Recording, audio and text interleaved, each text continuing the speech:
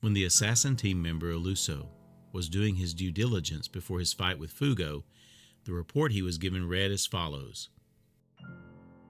Born 1985 to a wealthy Neapolitan family, extremely intelligent, with an IQ of 152. Accepted to university at the age of 13. However, proved to be possessed of a surprisingly short temper. Argued with many professors, eventually hitting one with a 4-kilogram dictionary. Expelled. The downward spiral continued until Bucciarti took him in. This summary was not mistaken. It was not the whole story. He had been admitted to university not as a recognition of his superior mind, but in exchange for a healthy bribe. The Fugo family was not old money. They had acquired their fortune through legally questionable trade and by encouraging risky investments in Africa shortly before the Second World War that ruined their creditors but lined their pockets. You gotta understand, Fugo. We must have a title. To achieve that goal, he married off Fugo's father to the daughter of a bankrupt noble, and the third son from that marriage was Pannacotta Fugo. His elder brothers were ordinary, with nothing remarkable to their names or natures. Fugo alone showed promise from an early age. His grandfather doted on him, certain he would make the family's reputation, while in turn pressuring him to succeed. He was taught everything that could be taught, and deemed to be something of a genius in virtually every field. His education was correspondingly accelerated. He was incredibly skilled and mastered nearly everything put to hand, but that very excellence meant there were limits only he perceived. As there are to us all, there were limits to his talents, but what mattered more to him was the limits he encountered in the arts and in academia. Music had peaked with Bach and Mozart. Sculpture and painting had peaked with Michelangelo and Da Vinci. Architecture had ended with Scamozzi and Bernini. Mathematics with Gauss and Hegel. If the best of the best lived hundreds of years ago, what remains for me to do? As a child, he found this thought demoralizing. But if he attempted to express the sentiment to his tutors, they were patronizing and hostile. Fugo found himself friendless and loathed. Those around him had been born upper class, and for someone whose family had bought their title, to be so obviously superior was unbearable. His sole source of solace was his grandmother. Don't worry, Panini. Things may be tough right now, but the Lord will protect you. Time and again she told him this. A cake always in the oven. She was the only person who let him relax. But the rest of the family considered her an embarrassment. She was the daughter of a farmer, matched to his grandfather before he struck it rich, stuck in her old ways while the rest of the family strove to better themselves. If Italy had not been a Catholic country, if divorce had not been a sin, she would have been cast aside long ago. But she was the one member of the family who spoke to Pannacotta Fugo from the heart. Everyone else only saw what they needed him to be. He barely spoke to his parents. His brothers envied the attention he received and bullied him whenever they were alone together. But his grandmother's smile made it all bearable. And then she died. By then, Fugo was already living away from home, studying at the Università di Bologna. He wanted to fly home at once and attend her funeral, but his grandfather forbade it. There was no need. Fugo couldn't believe his ears. He took a test the day she died. He failed it. He was summoned to the professor's office. The moment he stepped in the door, the professor was furious. He believed the results showed Fugo didn't take him seriously. He was so good in all the other classes, how else could he be so bad in his? What are you thinking? This is a core subject. Take it seriously. How dare you look at me like that? Blindsided by this, Fugo admitted that his grandmother had died. This only enraged the professor further. Don't be ridiculous. Your family said no such thing. Even if it were true, it's pathetic, childish excuse. Your grandmother. Grow up. You can't hang off her apron strings forever. By this point, Fugo was no longer listening. The next thing he knew, he'd picked up the dictionary on the professor's desk and was beating him over the head with it. He didn't even feel the anger. He felt no hate, no desire to kill the man. His heart was filled with a stony, implacable certainty that this man could not be forgiven. No other course of action existed. From that day forth, Fugo was no longer upper class. He beat up the security guards who came running and was arrested. In the interview room, the confused police explained. We contacted your family, but they said they didn't know you. No one's coming to bail you. If they don't change their minds, you'll be sent to a home. Fugo said nothing in response. He remained silently in his cell for as long as they could hold him, until one man came to see him. He'd never seen the man before, but he was young.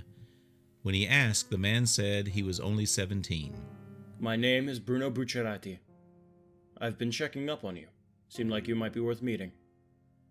Fugo knew what he was at a glance. You're a gangster? I am. How did you know? You're dressed well, but you don't seem high class.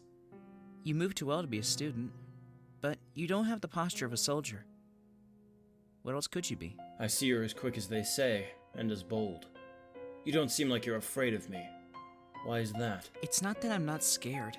Not only that, but the situation you find yourself in should be pretty terrifying.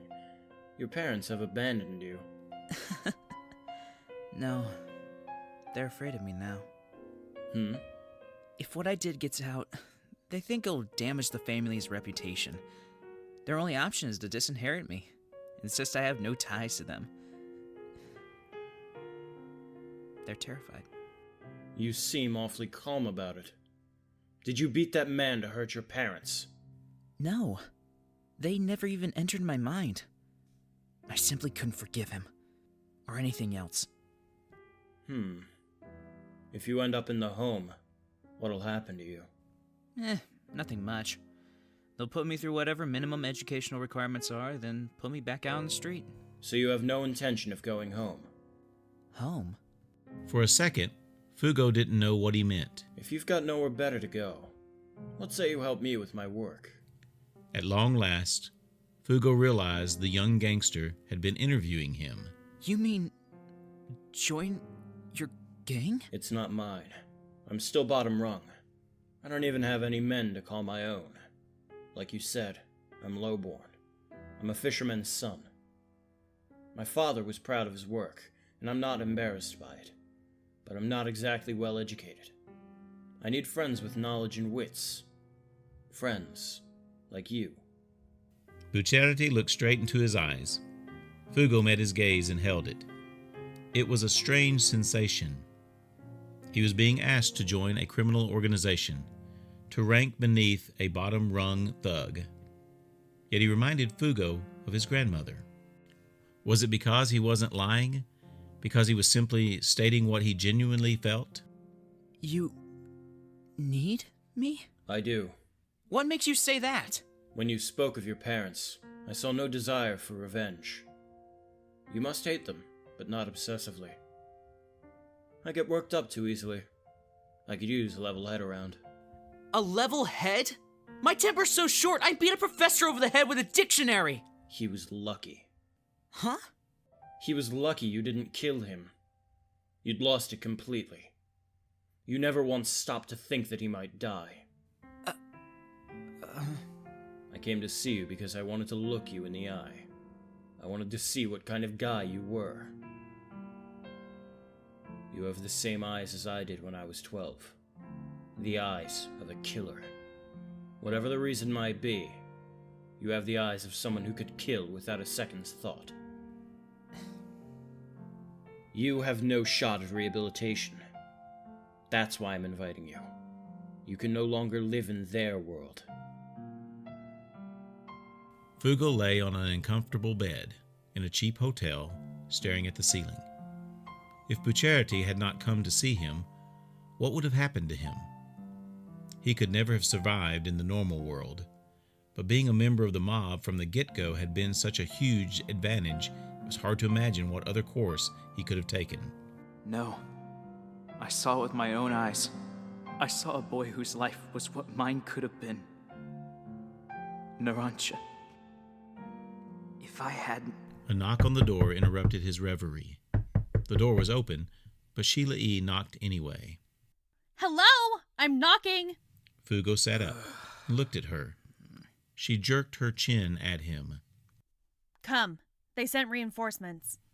Fugo stood up and headed down the hall. Sheila E. followed him, letting him lead. Why'd you leave the door open? Anyone could get in. I can't hear people coming if I shut it. You claustrophobic? I hear your stand will kill you if you get infected. How'd you figure that out? Bucciarti helped. Infected just a little bit of flesh on my side and it began to melt. Then he quickly cut the flesh away and saved the rest of me. The one who died? They say he was very good. Giorno trusted him completely. You were wasted on him. The story as she'd heard it was a little different, but... Yeah. Got no arguments with that. Your power only works at about 5 meters. But if it can infect you, then you need to keep at least a meter away from that. You need to get in close, but can't get too close. Tough stand to use. Mm-hmm. I can understand why you'd prefer to be out in the open. But enemies won't be so accommodating. I know. Sheila E. didn't seem to hear him. So, this guy they sent to help, Murolo, you ever heard of him?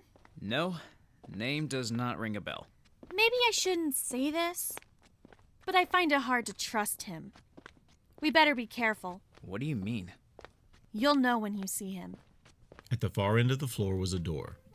As they approached, a grumpy voice from inside called out. Stop! Don't knock! The vibrations drive me batty! I know you're there, so don't knock!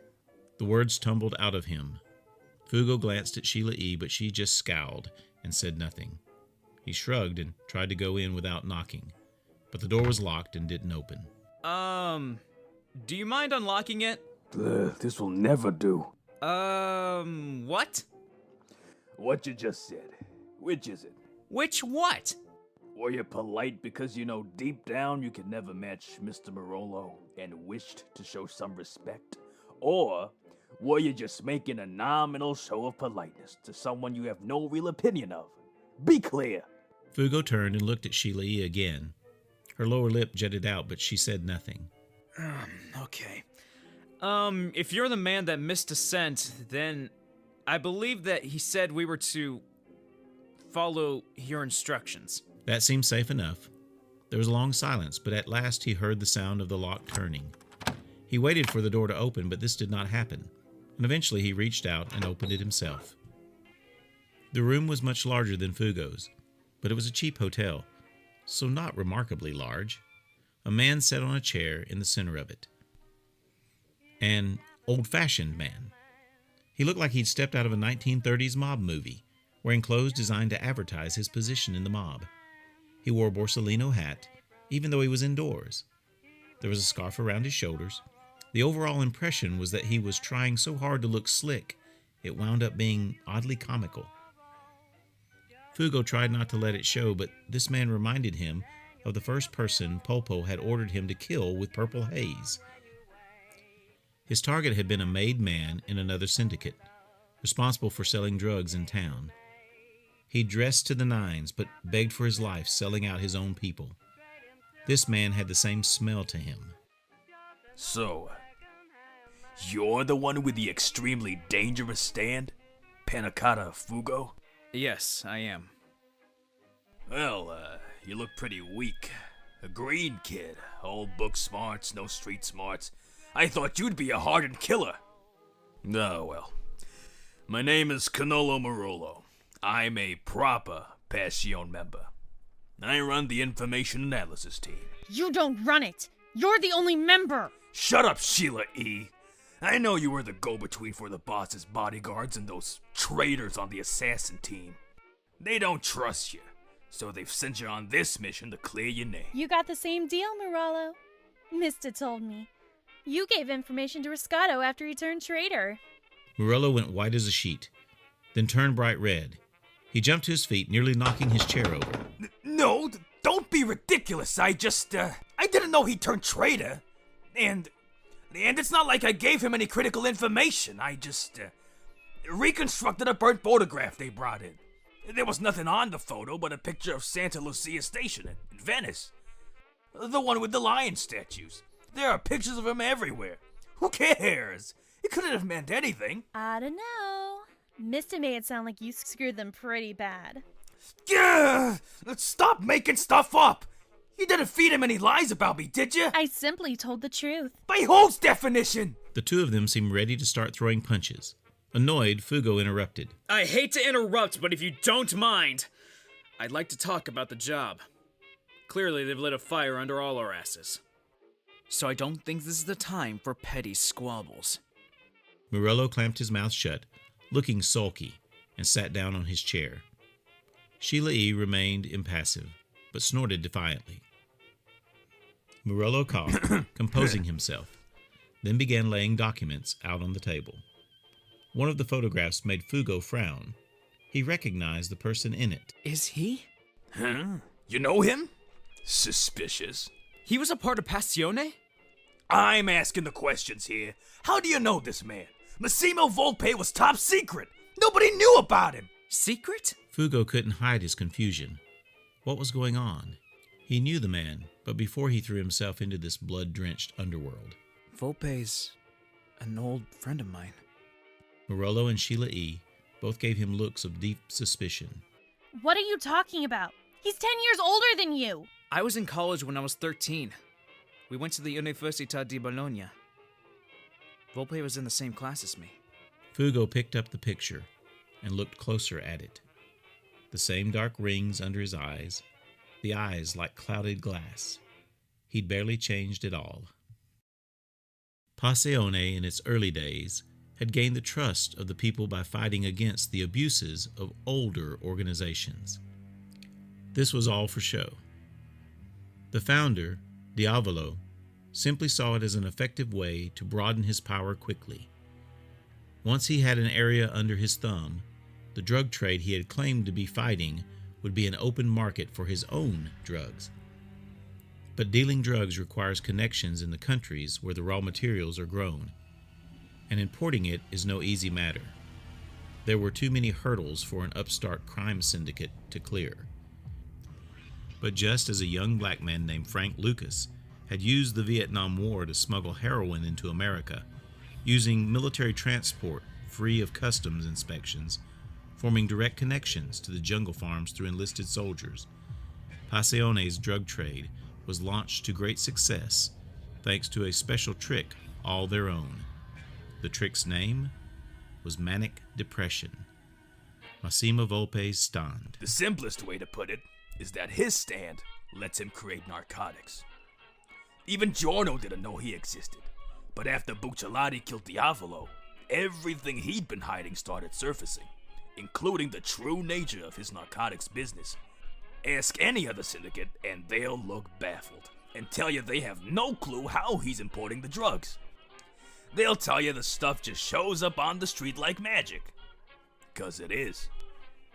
Volpe's using his stand to turn salt water, or rock salt, into drugs. I'd heard rumors that Passione's drugs weren't the same as everyone else's, that they were fresh and expired quickly. That rumor would be true. Once the stand's effect expires, the drugs turn back into ordinary salt, and that time limit was perfect for keeping the business under control. If someone tried to stock up on it or water it down, it was obvious. Part of the reason Diavolo got so much power so quickly was he had a knack for finding out who was gonna betray him and take action against them. At least until Giorno found out. Risotto's team tried to take Diavolo out, assuming they'd be able to take over his import route and monopolize his business.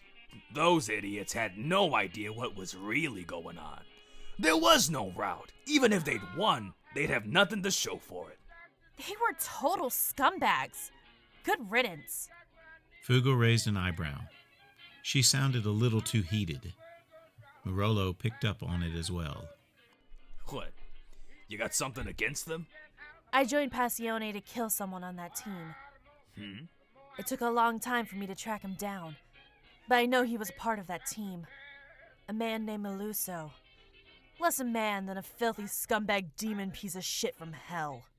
Illuso? What'd he ever do to you? He killed my sister. Murolo's grin faded. Sheila E. gave him a nasty smile. My only living relative.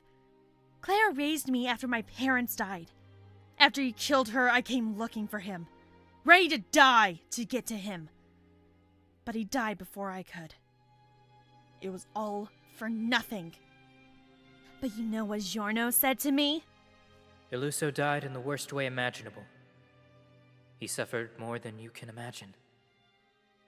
I don't know if it will help at all, but in the 30 seconds it took him to die, he regretted every decision he'd made in his life, including killing your sister. We watched it happen. It felt like the sun had come out from behind a cloud and shone down on me. All those years I'd spent on my quest for revenge, telling myself that if I killed Illuso, my sister could rest in peace. But secretly wondering if it was all actually for me. If it was just a selfish little vendetta that thought preyed upon me. But Illuso paid for killing Clara. Justice won. And I owe Giorno everything. I would do anything to pay him back for that. I no longer need worry about anything. There was a light in her eyes, like she was bewitched. It was less like she was grateful and more like the spirit of her dead sister had possessed her. Wait. So you joined us just for revenge? That's why you worked as a messenger for the assassin team? Then you basically joined us to betray us.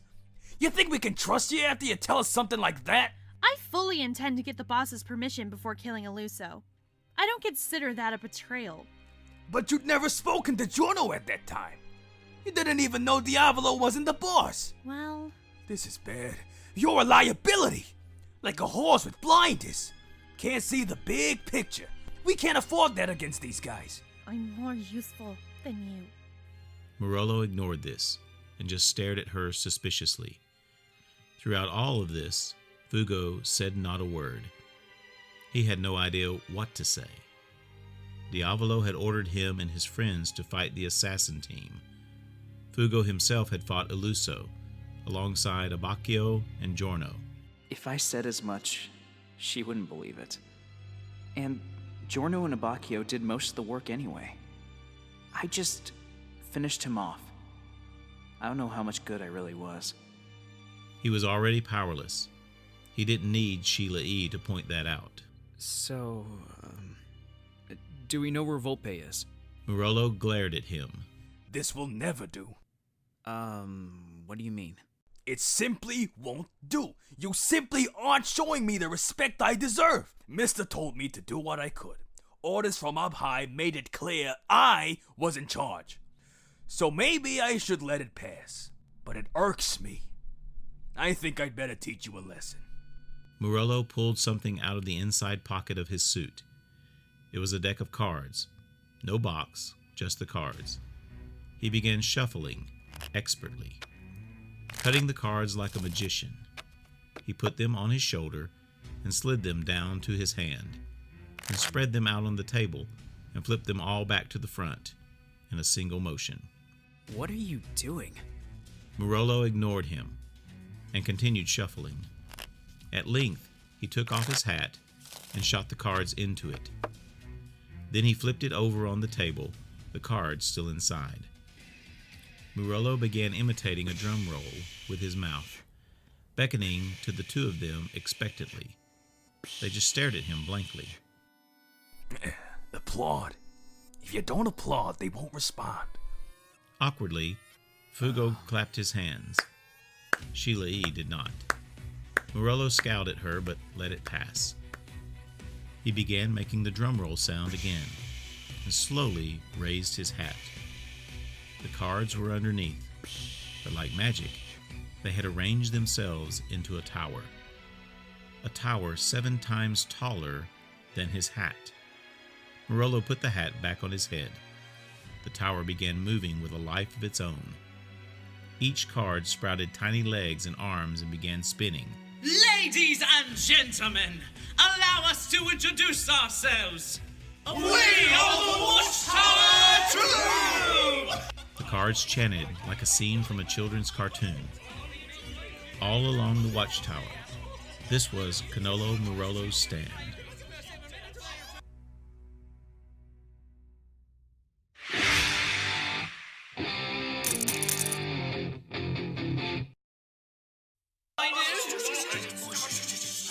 Ladies and gentlemen, welcome to the show! There are 53 of us here to entertain you. I am the Joker, and I will be your host for this evening. Ah, Joker, Joker! You always do like to joke around! These are the spades.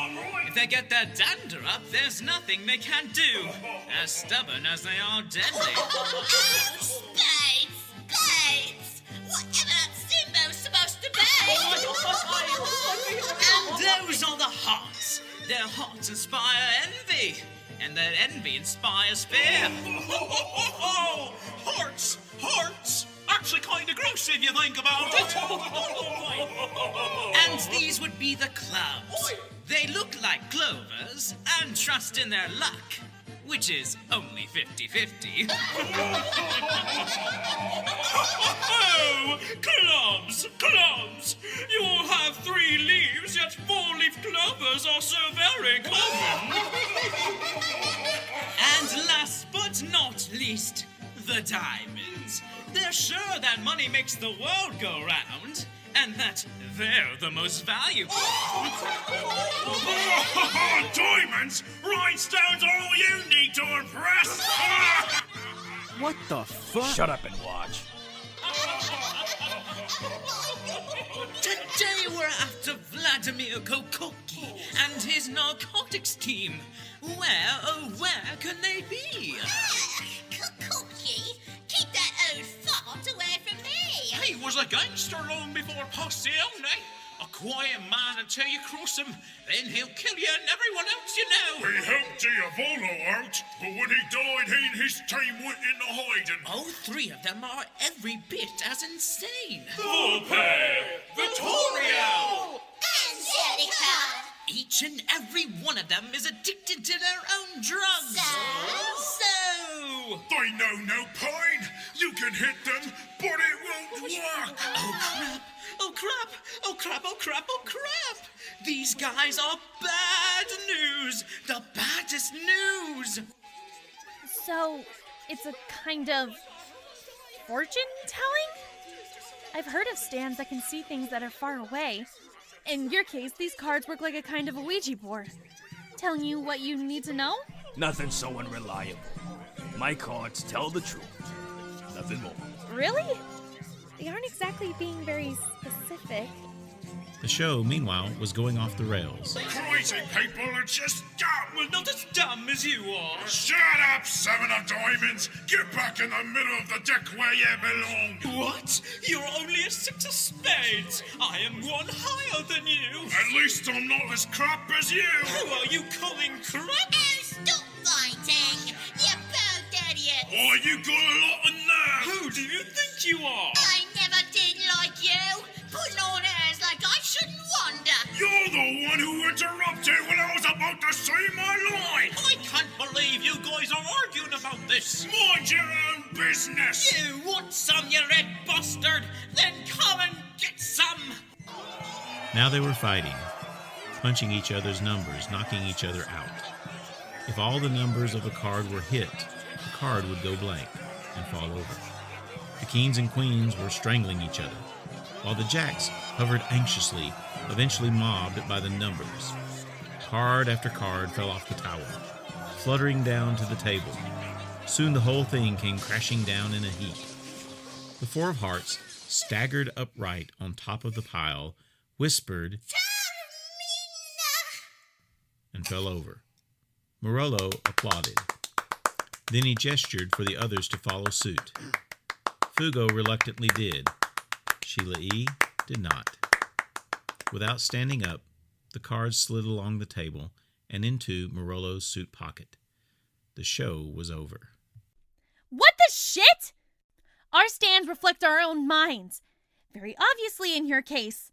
So obsessed with pointless hierarchy, the actual fortune-telling was half-assed. It's not half-assed. He said where they are. We know where Kokaki is. Murolo puffed up his chest. Fugo put his chin on his hand, pondering this. Taormina's in Sicily. That could pose a problem. Sicily usually did.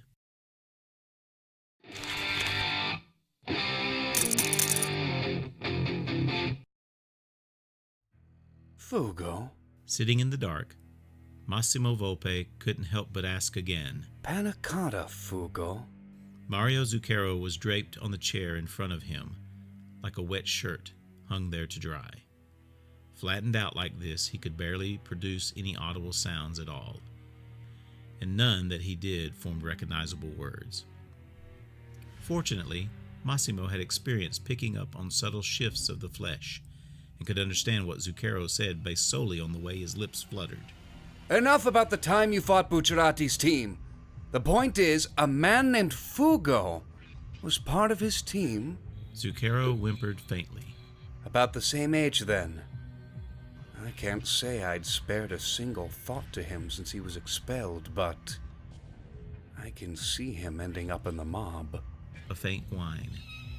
You saw Narancia and Fugo's stands as the two greatest threats, so went after them first. Yeah, that boy Narancia's already dead. Giorno Giovanna made a generous donation in his name to a church in Naples. Same church where they held his funeral.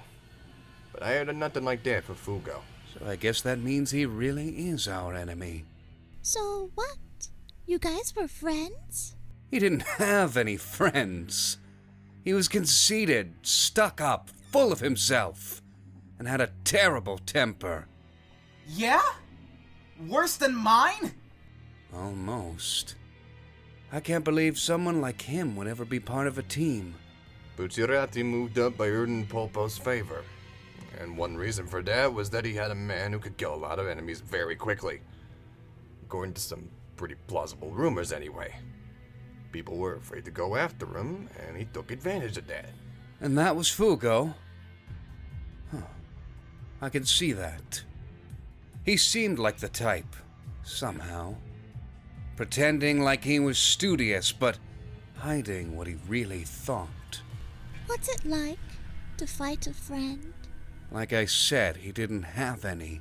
Angelica came wafting over to him and draped her arms around him.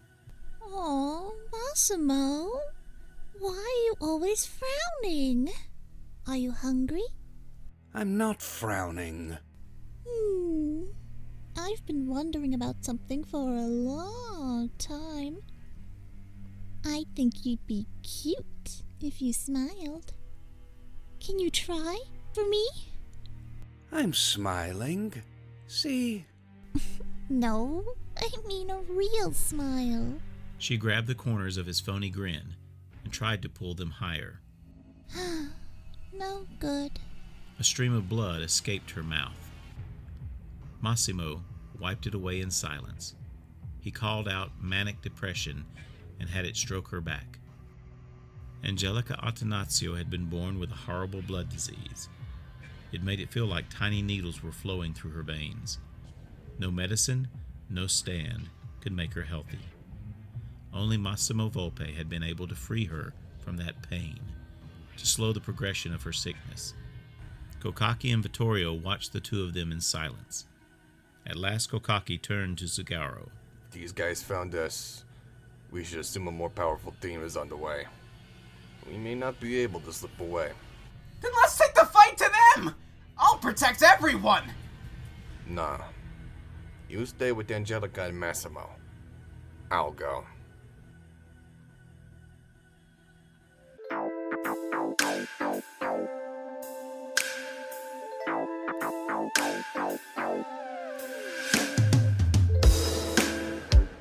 Oh, it's no coincidence.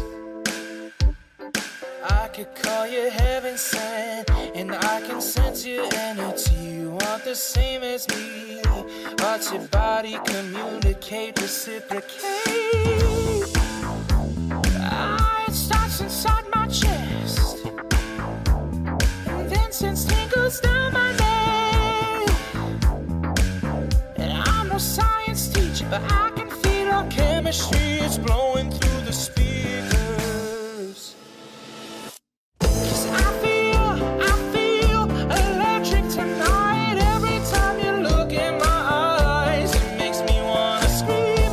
I feel my dangerous side coming over me when I scream. Now this is real to me. It's ecstasy, not tongue in cheek. Given the circumstances, I could be a good man.